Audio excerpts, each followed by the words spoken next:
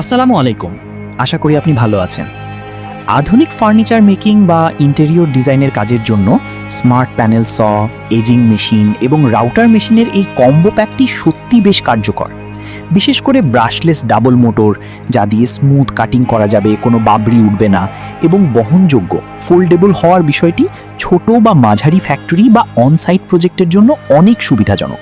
সাথে পাচ্ছেন ageing machine, যেটা দিয়ে অটো পেস্টিং করতে পারবেন, এবং রাউটার মেশিন, সাথে রাউটার বিট সেট। আরও থাকছে ডাস্ট কালেক্টর।